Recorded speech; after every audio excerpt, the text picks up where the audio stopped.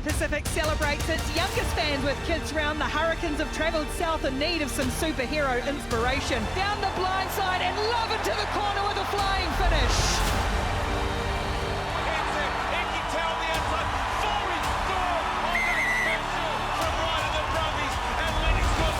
Well, back on the inside, Sorensen. McGee goes in and away. Brilliant. Can he get it? Yes, he can. 5 tries. Macca Springer. Crossfield kick and coming from Hazel to it. Ruby Tui looks interested, and that is one beautiful kick. Razzle dazzle from the Manawa. Just an infield. Big one, Joey. Joey shot. Oh, that is an absolute beauty. The rematch between the Chiefs and the Blues. They go to, oh, what a try! Stretching out, there's Tupolvai, Kettlefeather sends it wide, Rico Ioane scores! Xavier Taeli to put the Blues in front. Oh, just glances off the posts. Tēnā koutou katoa, good evening. This has been another super round of Super Rugby. So much mystery and intrigue around this competition after the first 5 rounds. The usual suspects are here. Jeff Wilson, Mills Muliaina and Justin Marshall. We welcome you back for another week with your Crusaders going very well at the moment. A question to start the show for all of you. After 5 rounds, who has convinced you the most in Super Rugby? Who is the alpha? Who's the big dog of the competition right now? Am I trying to think of an Aussie team here or not? But I'd have to say the Chiefs, wouldn't you think? Is it just because they're top of the table? Yeah, I think it is. That's purely That's the why. only reason why you've got the Chiefs. Who have you got, Marshy? I'm assuming we all know. Well, I'm the same.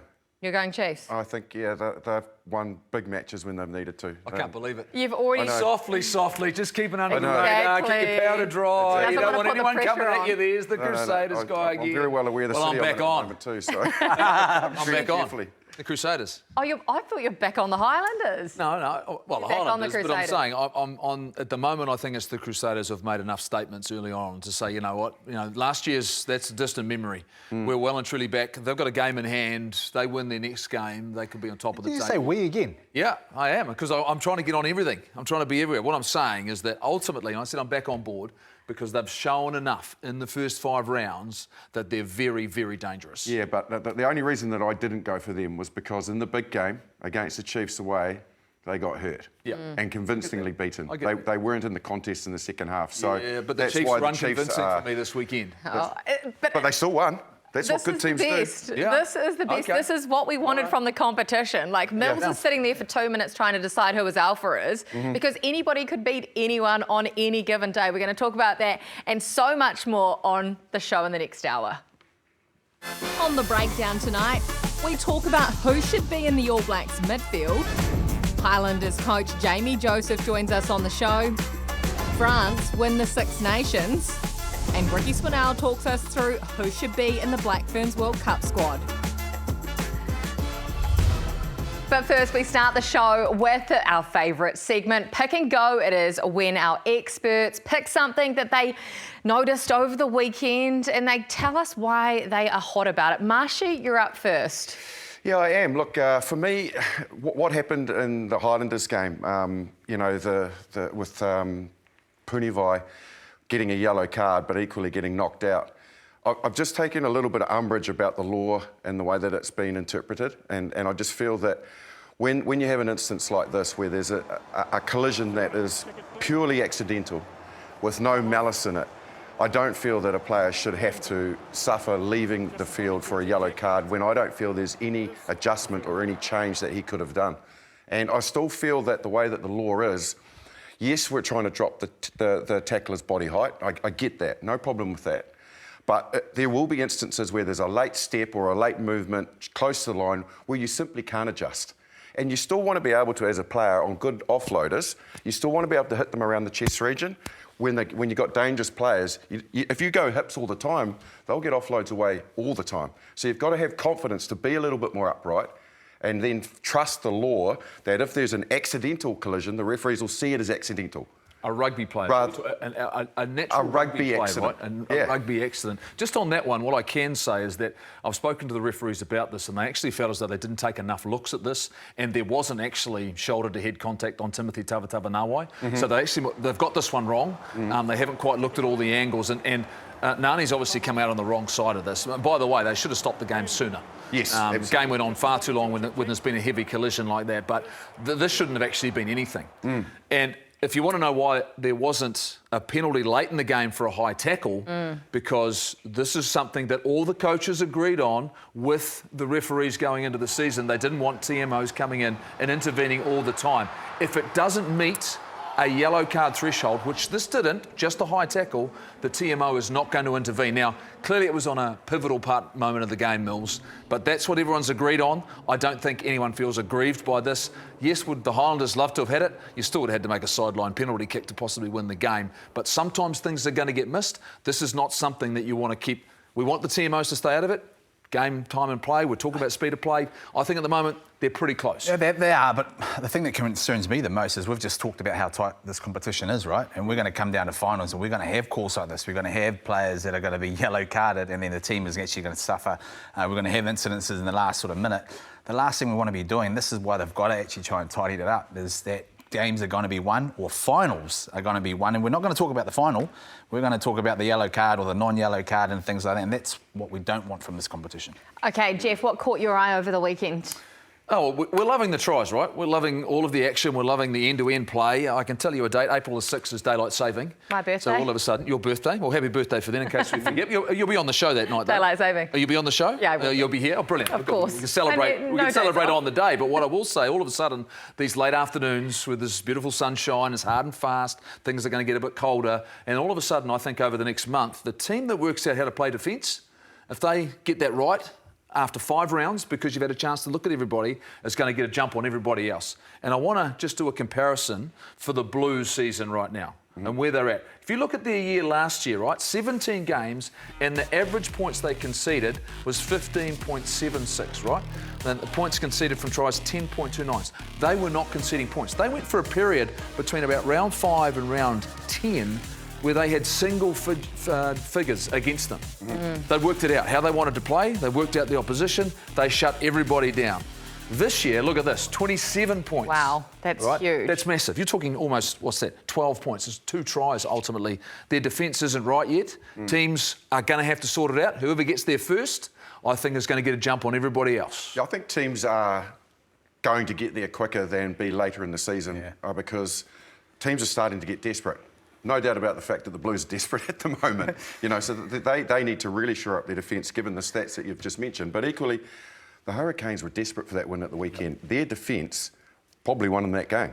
Their attack was great, but in that last 10 minutes, to make 101 tackles and not give away a vital penalty, that was defence winning a game for a team. Why does only desperation make you defend for your life? Exactly. Why are you not doing that from the start, no matter what right position? From the start. It's real valid, and I think it's because this competition, because of the ball in play and the attack that we're seeing, the teams are really attack mindset that they can get the points back. So it's like, oh, well, we conceded them, but we can grab them back in 5 minutes. We're good enough to do that. But it's like, it's a snowball effect, isn't it? Because you just keep leaking them. Snowball effect for the Blues because they keep losing matches, right? Completely opposite to what we saw last year, Jeff. I know you would have done the numbers. The Blues are 1 from 5. Yep. A third of the way through the season. Can they still make the playoffs? Can they still make the shortened playoff, which is now 6 teams? Well, they can still make it, but if you have a look at their run home, they've got some challenges along the way. And 2 of those are the Crusaders twice, a team that's found their form, that is healthy and playing well. They've got those 2 out of the next 4. They've got the Hurricanes as well, but they've got 3 home games. And then if you look at their finish, and I'm not saying these games are easy. Look, the Reds are a different team this year. They've got to go away and win that game. But I look at that, and if they've got to pick up 6 wins, maybe 7 at a push, or 6 and a lot of bonus points, out of the 9 games they've got left, Mills, that's well and truly doable. The fact that if you get some momentum, and as I say, I think conditions are going to lead when they're healthy, and Beauden Barrett comes back because he's not going to be out for that long, I think they'll start to get it. So you believe they'll make the playoffs? They're going to need some help from other teams. Now, I know that sounds bizarre, but they're going to need some fluctuation in form from some of the other teams to help them out. They're in the same position the Crusaders were last 100%. Year. And the Crusaders nearly made it, but that was with 8 teams. So, Now there's only do they 6 make teams do making they it. make So- the 6? I think they do. I think they still do. I think the way if they're starting to find their groove, I think they still make. The big thing that's on their side is because it's so hotly contested and everyone's lost one game, they're still in the fight. I mean, whilst they're in the same position as the Crusaders were last year, these guys are very much still in it because of the other teams. Well, Millsy, you're still in it. You'll pick and go. Well, I don't want to talk defensively. No one wants to talk defence. I want to talk attack. Right. And I'm loving it. I'm loving what we're sort of seeing. And so for me, really, what I seen last night, particularly with this, the try from the Chiefs, the ability to be able to, take the ball in hand, click play by meaning is the turnover ball, but get into your sort of groove. This is what we're really good at as Kiwis, right? Getting on top of the game, turnover ball, and we're away, 5 points down the other end. Now, for me, really, where it becomes obvious is the fact that it's at the end of the game. This is where they're scoring. Now, you think the Chiefs were able to do that, but so were the Blues. And a team, I mean, admittedly, okay, this is one versus the bottom. And admittedly, a team that's down in confidence, they fought their way back, and had this kick gone over, they were still able to possibly come and win the game. So what I'm loving is this a sort of a vision for the All Black coaches to say, hey, let's not just go too defensive. Let's not try and kick and play the European style. Can we adapt this style when we're playing for the All Blacks on top of the ground and finish teams off the skill set we've got, even under fatigue? The rest of the world know, though, don't they, that is where we are so very good. Counter-attack, playing spontaneous, heads-up type rugby. So what they want to do is not give you that opportunity. Yeah. And that's where, absolutely agree, that's where we thrive. At back, getting the ball, a turnover, off a poor kick, counter-attack. That's where our players come into their own. But can the All Blacks play that way against right. these international and who will teams? allow them to do that? Like, if I'm playing against the All Blacks and I'm coaching against them, I'm like, no way we're allowing that back three any time or space. Hold on. Hold on. Are you telling me that's the way we've been playing for the last 4 or 5 years? No. No, that's... Because we've not been allowed to. We're allowed to in Super, and then we go to the international format, and they just compact and suffocate you with defence, and you can't get that rhythm. So is the formula what you're talking about, or is this coaching staff, which has the right to play a certain way, because they've earned the right to be the All Black coaches, right? I don't see them... I think their blueprint is different to that right now. I think their blueprint is very much forward-dominated, physical-dominated, working on scrum, working on line, and all the things they use to be very, very successful for the Crusaders. I knew you were heading that way. Yeah, well, no, that's but hold fair on. enough. But if you're a coach, that's what you Yeah. do, right? That is what you would do. If you've been successful playing a certain way, do you think then playing that way that I believe we've been playing is going to beat Ireland, South Africa, England consistently, or do we need to make the shift? We were all talking about what might be different under this new regime. Have we seen anything different that would convince us? And by selection, I'm talking about as well. Have we seen different players get the opportunity to do what you're seeing there, to play with a little bit more? Or is the opposition going, you know what, I think the All Blacks want to have a go at us up front now, and we love that, And so when I look at that, I see France, what you've just shown then. Exactly. I was just going to bring that up. That's what France do, right? So we've actually adopted a game that we've thought the Northern Hemisphere you can actually win based on the Northern Hemisphere style. France do not play like that. They're playing a Super Rugby type of... But the skill set and the skill level and the players that they've got to be able to play that game is next level. And that's where I think, I'm hoping the All Black coaches are going to give feedback on, hey, this is where we're going to go to. Well, time now for you to all put your All Black selectors caps on. You've all watched the footage over the weekend, round 5. Who have been your Super Rugby standouts? We'll start off with you, Marshy. Yeah, for me, look, I was really, really impressed with Mark Talia. Look, what we need is the ability when we can create opportunities to finish them. And finish them with speed like true wingers do. And I certainly felt that Mark Talia at the weekend, he wanted to get his hands on the ball. He wanted to be involved.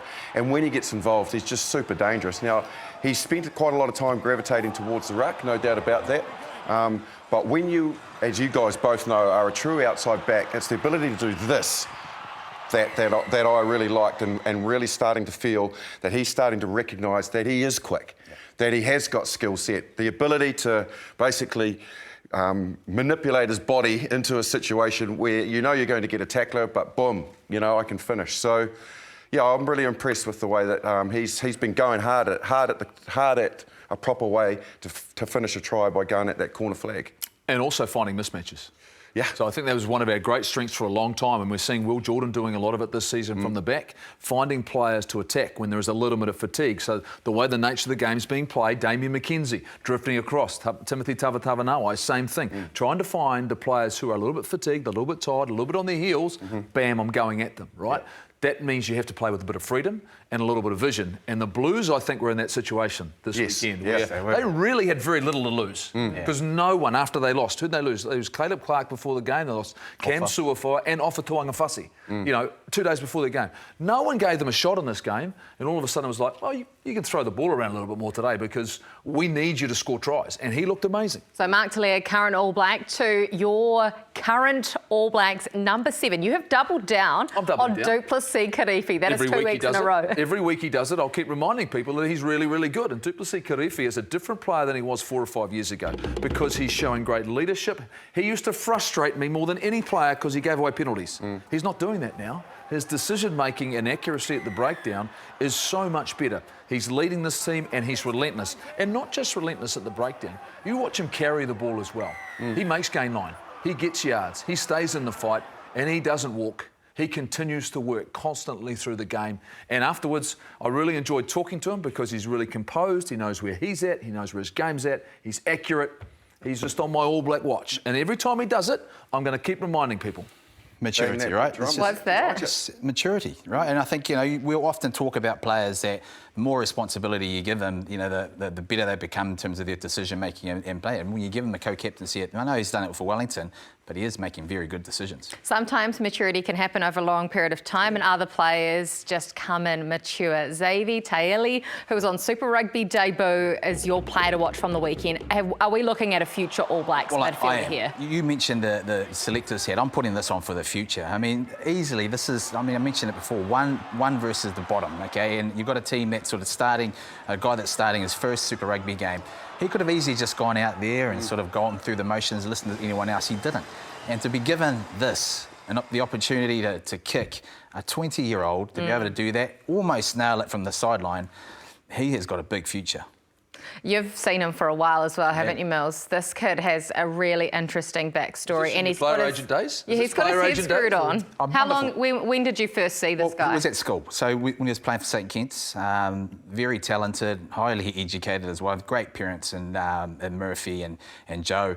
And he's just a wonderful kid, really level-headed, hard worker. But he played 10 a little bit at school, moved out, but his skill set's really nice. But what I love about it also, he's now bringing that physicality. And as a 20-year-old in a massive game, that was pretty impressive. I had an opportunity to have a chat to him last year. Didn't know him. I just knew of him and met him in a cafe, and polite. Just a wonderful young man to have a chat to and talk about what he was thinking and how he was approaching the Auckland season he was going into and what he was trying to learn. And look, I think that's a serious talent. I mean, we keep producing it, but it's a great starting point. I thought it was a great opening game for someone to have in Super Rugby on a big stage against a big opposition. And congratulations to Xavier and to your family as well for making your Super Rugby debut over the weekend. Definitely a player to watch for the future, that's for sure. Potential All Blacks midfielder. We've talked a lot about the All Blacks midfield this year. We've talked a lot about second five.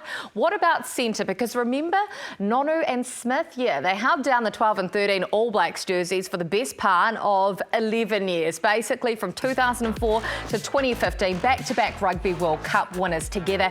And Jeff, these stats are quite incredible, aren't they? Remarkable. The fact that you can play with that sort of consistency to stay healthy as long as you can in those positions, but the complementary skill sets.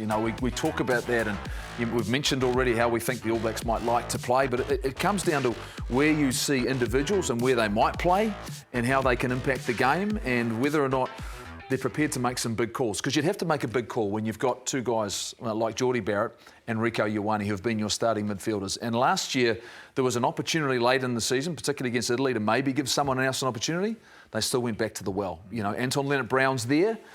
It's reliable. Let's bring up some stats about, I suppose, through this year, through 2025 in Super Rugby, right?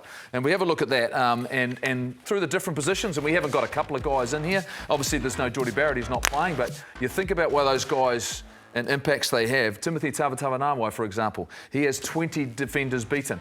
I'm not sure about that gain line success statistic there, but if you compare that to others, AJ Lamb, but no offloads. So, Mills, when you think about all of these things, David Havili, he's a guy that, big skill set, but playing most of his time as 12. Is the big conversation here about who are the guys on this list that can fill the 13 jersey at the international level? Because I'm comfortable with pretty much most of them playing 12, but it's playing in the 13 jersey and changing our game.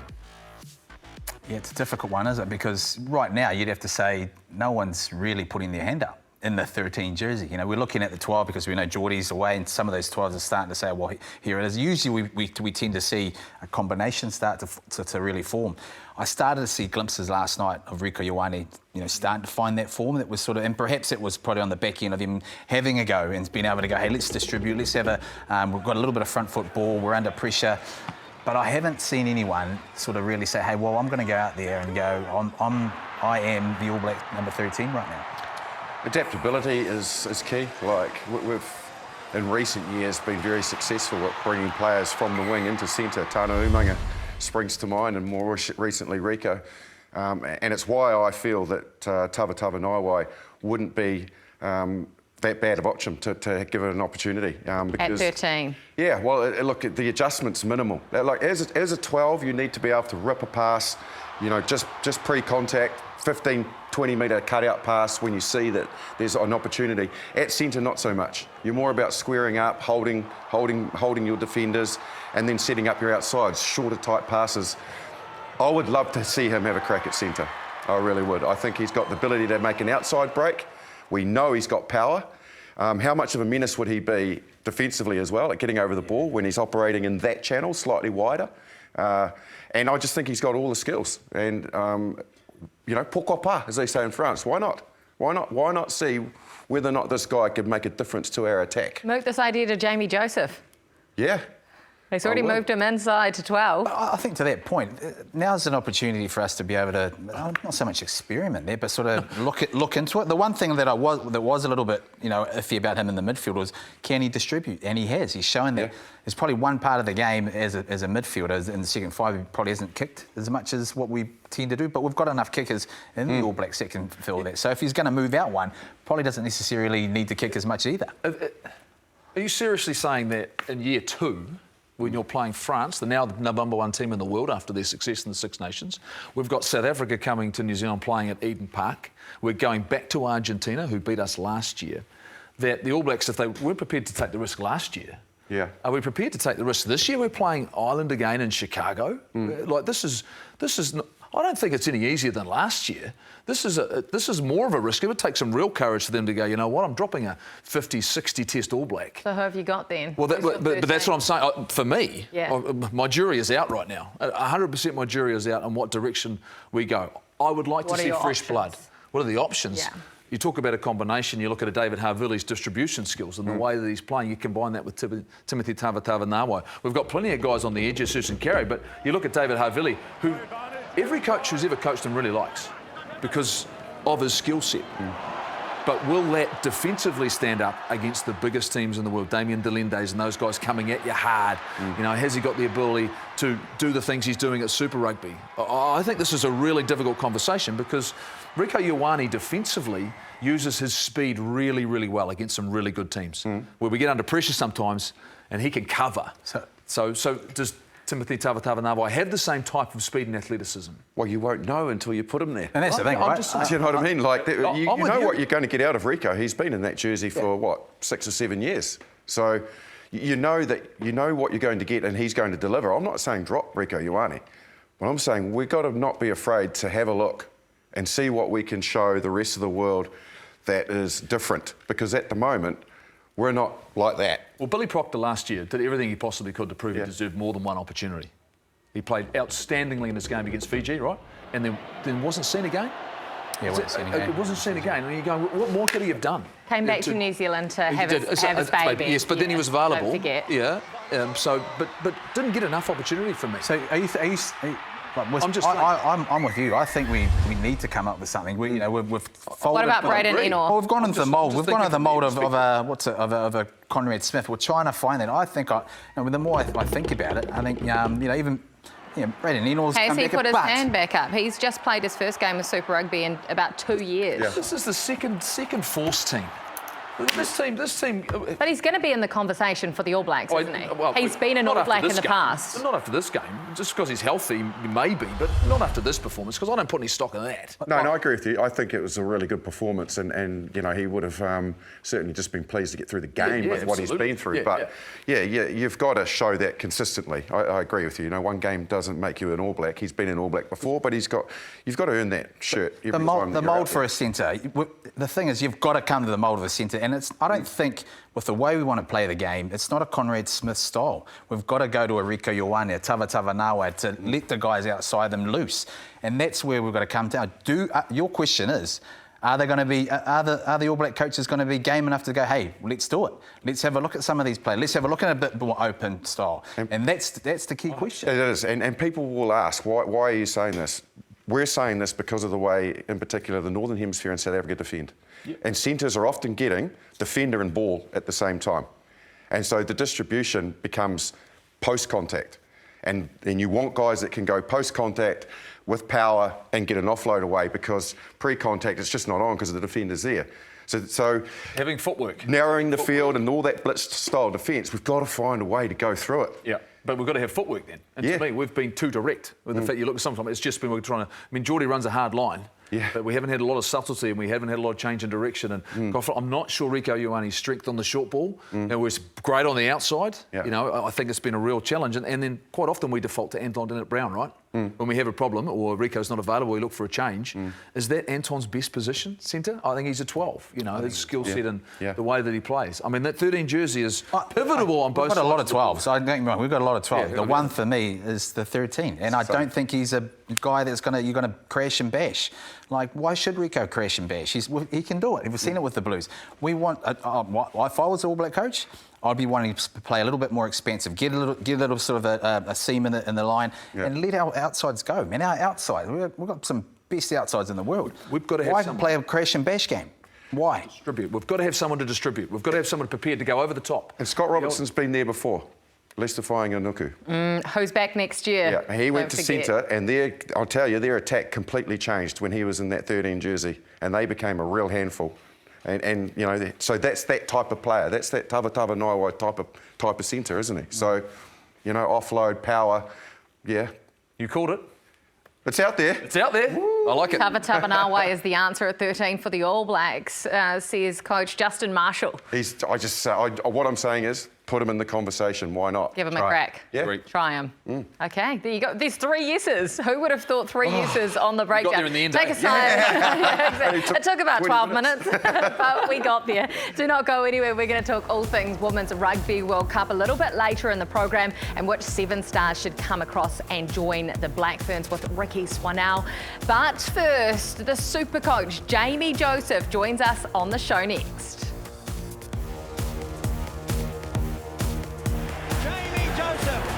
Gets his first test try.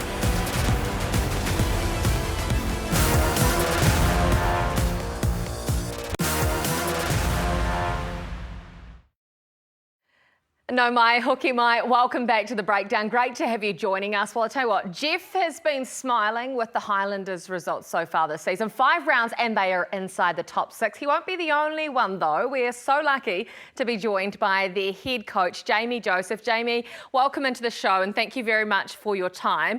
I'm not sure how you do with compliments, but you are the master coach right now. How do you manage to take groups of players, not just right now, but in the past as well, that aren't necessarily the biggest international stars?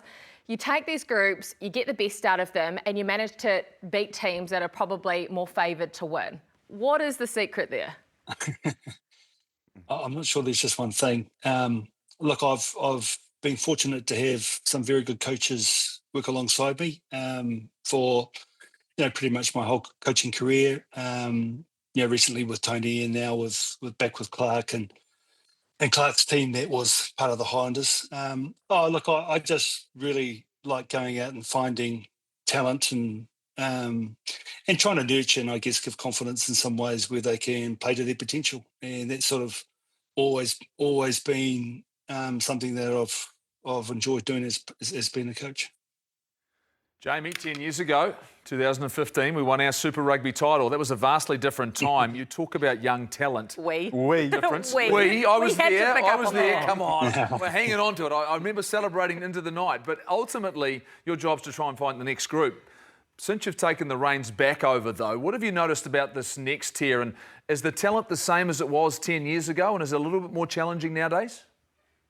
It's a little bit different. I mean, I think when I took the Highlanders over last time, I'm trying to remember on the spot here, guys, but, you know, there was a young Elliot Dixon who was in the under-20s. And I guess when I came back as head of rugby last year, and part of my role really was to go out there and look for talent and try and encourage guys to come back down south. And it is a little bit harder. You know, clubs north of Oamaru are pretty proactive around securing and holding on to the young guys. There's always a couple of guys that are, you know, screaming out for game time and opportunity. So there's that part of it that I look for. The other part of it is obviously raw talent, and then you've got a good network of friends that are good rugby men from all over the country, and they feed that information in. So it's just about doing the groundwork, really. Jamie, you've been away, and during that time you've been away over in Japan. In my opinion, I thought our game in New Zealand went really defensive, you know, trying to slow ruck speed down, kicking aimlessly. Now we've got a competition that sort of speeds things up, and particularly when you get, you know, good speed of ruck. I mean, and that's what your team's sort of thriving on. Are you seeing differences? Are we going back to the old ways where our mindset's all about attacking? Well, certainly with us, you know, I think if we get the mentality right, really, around how we want to play the game, and then try and make it simple enough where the players can go out there and play with confidence. A lot of time, you know, especially now, I find big part of that problem really is the amount of coaching that goes on, and the amount of coaches all trying to contribute positively, obviously, but you know, young men wanting to play the game, simple game. It's kind of, for me, really, it starts with having an attacking mindset, willing to do anything, take on anybody, and then from that, you generally get the good defensive stuff that comes out of that. Well, that's what I found anyway, guys. And try to just keep on keeping it simple, really. Yeah, off the back of that, Jamie, look, we're 5 rounds into Super Rugby now. There's been quite a lot of law variation to speed up the game. You know, what's the chat from the players in the changing room? Look, we can see it statistically, ball and play and all that a lot more, but the players are the ones actually out there physically doing it. What's their chat about this new innovation to speed the game up, and how are they coping with it?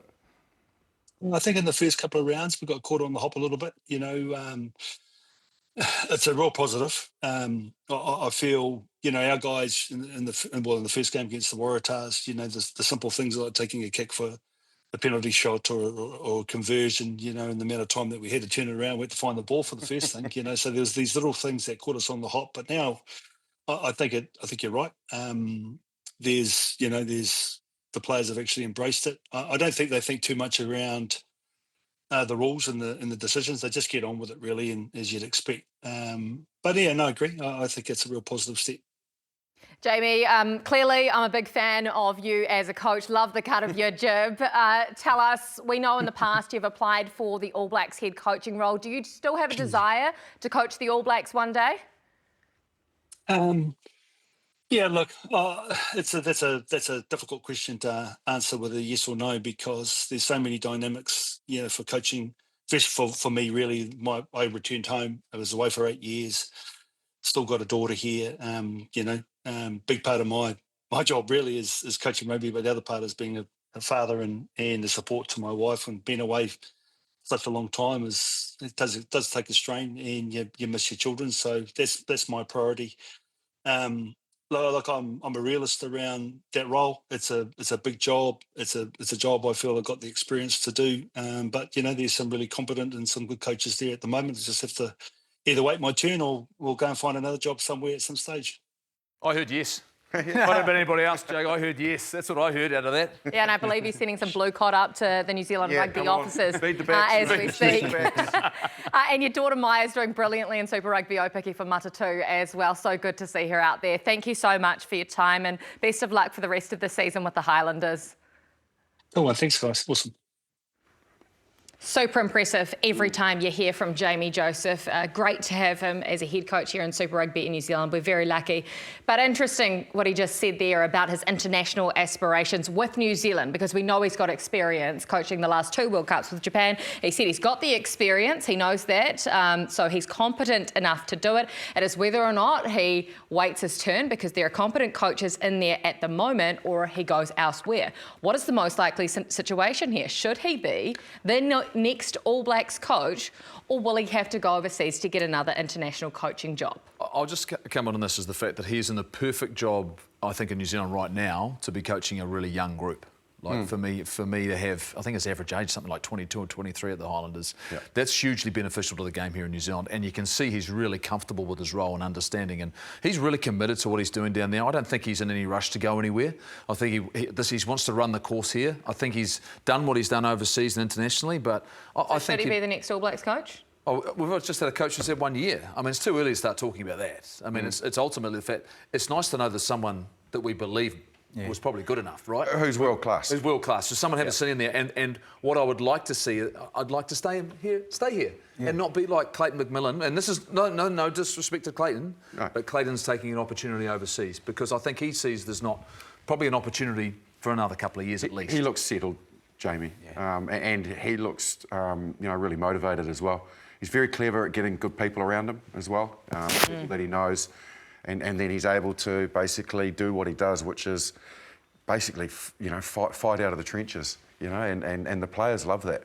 And yeah, look, I certainly feel we need to keep him here with whatever it takes to keep him here. 100%. And I think what you nailed on the head, it's the experience he's had, not so much here, but also overseas to sort of come back. I really like where he's at. He seems calm and composed as well. So, 100%. I think he's definitely. He still loves the lifestyle too, doesn't he? Like he was telling us off camera that he was out getting some blue cod and going for a dive down there in Dunedin. You've got to be brave to do that. Oh yeah. It's cold water down there. Yeah. Very cold. But that's because he hasn't had that for so long. Yeah. And he talks about his family as well. So all the signs are really positive. To stay put here in New Zealand. Away overseas anymore. I think the longer and the more he's in our system and seeing our younger players, the better. OK, well, in case you missed anything from Super Rugby across the weekend, here are our top 5 moments. All right, at number 5, it's Springer the winger. Macca Springer sprung for 5 tries against the Western Force. He's got 4. Springer waits for number 5. Can he get it? Yes, he can. 5 tries. He's certainly got a spring in his step. At number 4, someone called Greenpeace because England slaughtered Wales. There was even a Free Willy moment. No, not like that. Big Will Stewart got it down. Final score in Cardiff, 68-14. But the Six Nations title was decided in Paris, where the BB gun, Louis Biel-Biarri, scored his 8th try of the tournament. A new record. And France scored a record 30 tries this year as they were crowned Kings of Europe. Vive la Révolution! At number 3, someone call an orthopaedic surgeon because Braxton Sorensen McGee is breaking ankles. McGee goes in and away. Brilliant piece of footwork from Braxton Sorensen McGee. Christian Cullen will be nodding in approval. Braxton and the Blues beating Matatu in Nelson. At number 2, it's the Super Kids round, and that meant Marvel jerseys for the players, dress-ups for the kids, and it was all going swimmingly until the Blues lost. Don't worry, mate, Paddy Toops was exactly the same. And at number 1, razzle to the dazzle in the Tron. McKenzie eludes one. Oh, lovely ball. Oh, magic from Stevenson. Shooter Stevenson with the insane round-the-back flick. We'll be hoping for some feedback from Razor on that one. And Leroy Carter with the Sunnyville chicken wing. Down the anything now. Can he set him up for Carter? Jumping back the hill. Oh, this is brilliant. This is brilliant from the Chiefs. It's finger-flicking good. Oh, no doubt about it, that moment from Sean Stevenson was outrageous. But if it didn't come off, what's the feedback that he's getting from the coaches? He's getting yelled at, isn't he? No, because that was just recognition of where the space was. Yeah, he knew he just had to get it to that space, even if it bounced along the ground. you know, but he executed it perfectly, didn't he? So you see, he'll just say the coach is always meant to do that. OK, back to one of those moments. Viva la Renaissance. France win the Six Nations yet again. What have we learnt from the Six Nations over the last couple of months? Regardless who comes here the middle of the year, we've got to be good and we've got to be better and we've got to be ready come this All Black season. 3 test matches against them. They were supremely impressive. They got themselves into a little bit of trouble today and then they just played their way out of it. Dominant performance, dominant series. Yep, they lost the game. They lost control of one against England early in the season, but they are the team to beat. They're the #1 team in the world. Yeah, and they look good without Anton Dupont. And that's not easy to do. Yeah. And how classy he is. And I thought Maxime Lucu was outstanding in replacing him. Just really quickly, off the back of that is the team that they have replaced at the top of the ladder is Ireland. Where are they at? We've got them in Chicago, but they've got a lot of problems within that team. They're not anything like they used to be. They haven't replaced Sexton. And that'll be a disappointing campaign for them. So very interested to see how they adjust and adapt and how they come to us in Chicago when we've got them later in the year. OK, you are done now, Marsh. Oh. You wouldn't have liked this, but you're getting benched, you're getting taken off. So home time for you at half-time. Gum shield would have been out. Throwing the toys, exactly. spitting the dummy. Thank you so much for your hard work. We'll see you on the breakdown in a few weeks' time. Do not go anywhere. There's still plenty more to come. We talk about the Black Ferns World Cup campaign. Success or bust with Ricky Swinnell.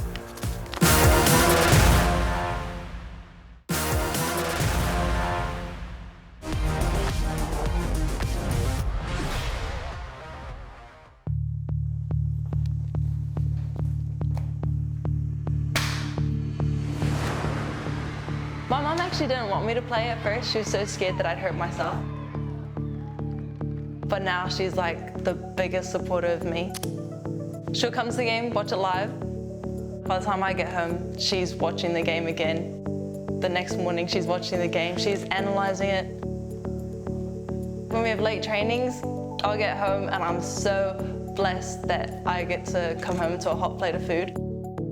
Just seeing how much she's sacrificed and how much she's given to me, I just hope to play in a way that reflects all the time, love and effort that she puts into me. At Tamaki with Doris. So Doris is another important person to me. She was my rugby coach throughout high school. Doris would drive me to and from trainings. In the car, she'd give me a couple lollies. And yeah, I think it's just those little things that made it such a cool experience. I owe so much to Doris for growing my love of the game and being able to spread it even more through my community.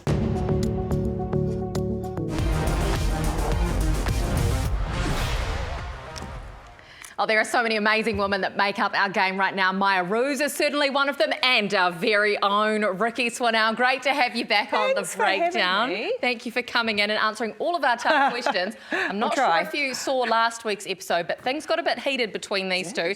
They had a robust discussion about where the Black Ferns contracted players are at and Super Rugby Opiki. Jeff doesn't believe from what he's seen. He's frowning and he's smiling, so he thinks he was right and he's not sure. He thinks the players...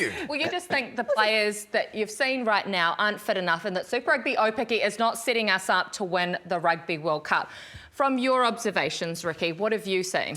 Look, I think we're still a couple of weeks into the competition, and already just yesterday I saw a slight shift from where we were. Remember, these teams, they don't have a 2-month pre-season, right? Some of these players haven't played a match for 3-4 months. So it is different. It is a shorter competition. This time last year, things started to shift. By the time they got to rounds 5 and 6, teams were starting to 5. Players were looking really sharp. You could see coaches had time to work moves, to make plans. And then, of course, weeks 5 and 6 are the last 2 weeks of the round robin of the competition, and then you go straight into a final. So therein lies the issue straight away, is that the competition, we're halfway through and we've played 3 games for these players. So look, I think a couple of things that not annoy me, but that worry me a little bit is some of the skill set stuff, a little bit of the drop ball and that kind of things, passes being pushed and a little bit of game smarts. They will start to come, because I think if last year is anything to go by, that will hopefully start to come. But that's just time in the saddle. They just don't get this time.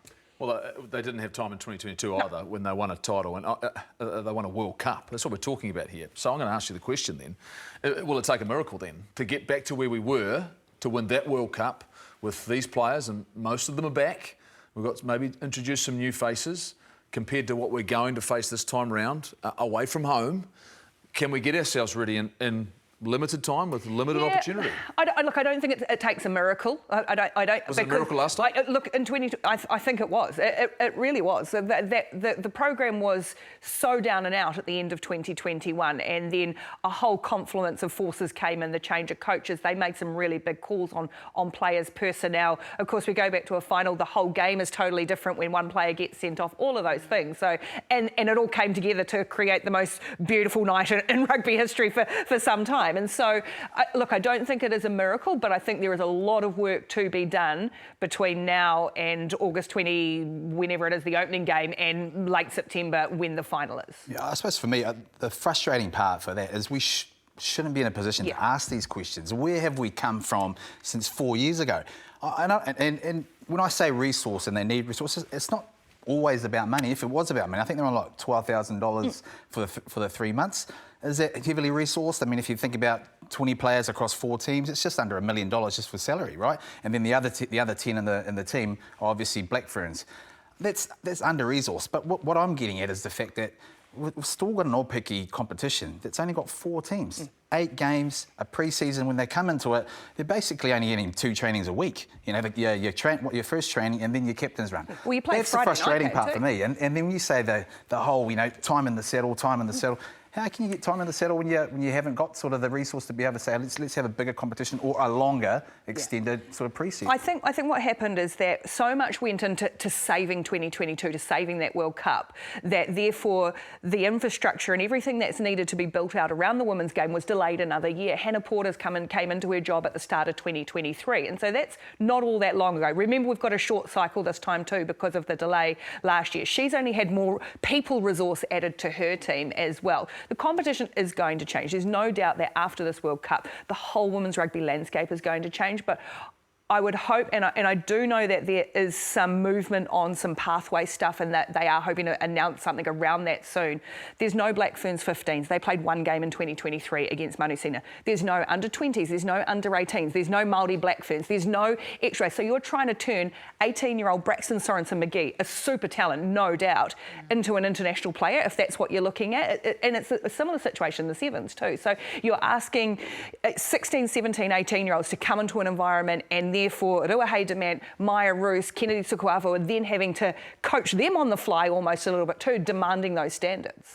When you look back to a couple of years ago talking about saving the World Cup, a lot of people would argue that a couple of the sevens players that came across, I'm talking about Sarah Hirini, Stacey Walker, Teresa Fitzpatrick, Portia Woodman-Whitcliffe, the superstars of the sevens game came across and just boosted that 15s program. Will we see the same thing happen in 2025? Yeah, we're getting some, definitely some are going to come across.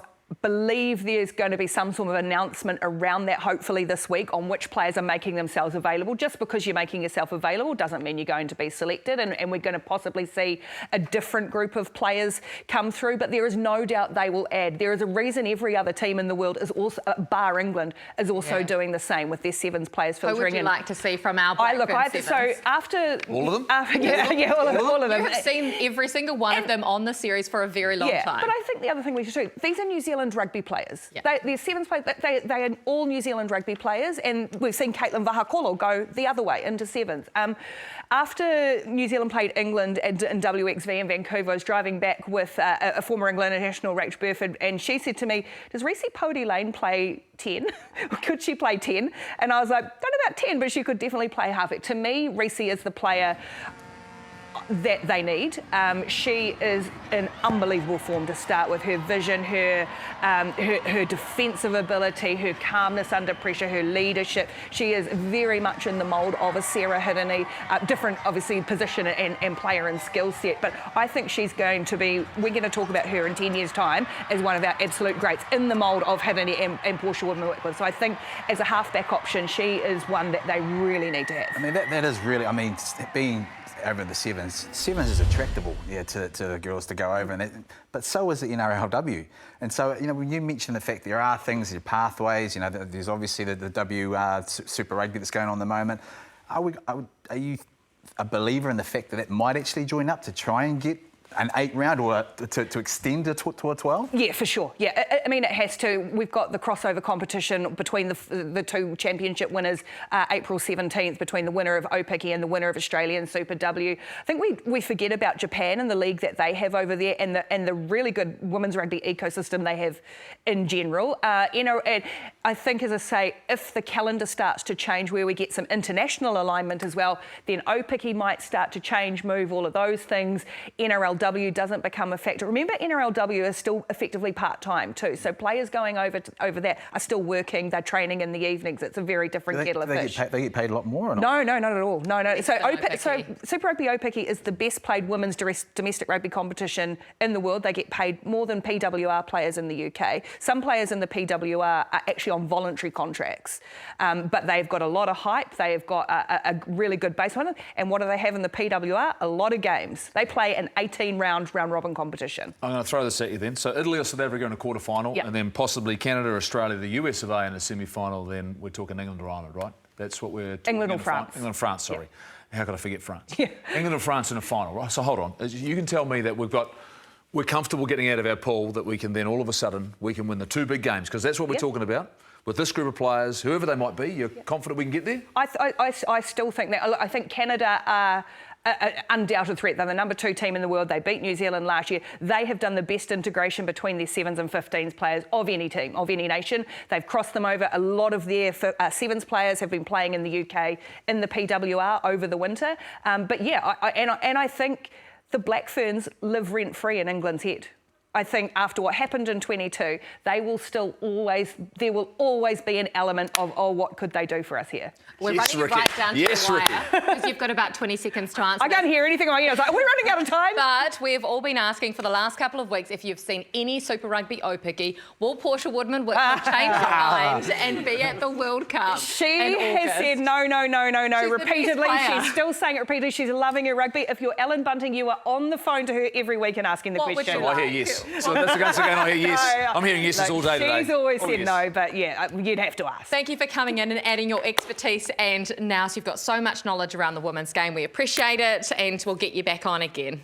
Thanks so much, Ricky. Thanks for having me. That's us. We'll see you next week. Something special about a British and Irish Lions tour. And what a series we are in for. The British and Irish Lions. Every 4 years, we see the best of England, Ireland, Scotland and Wales come together. This time, the Wallabies, Australia, are in sight. The last time, the Lions broke Wallaby hearts. And the British and Irish Lions have turned on a magnificent performance. But this is a different Aussie team.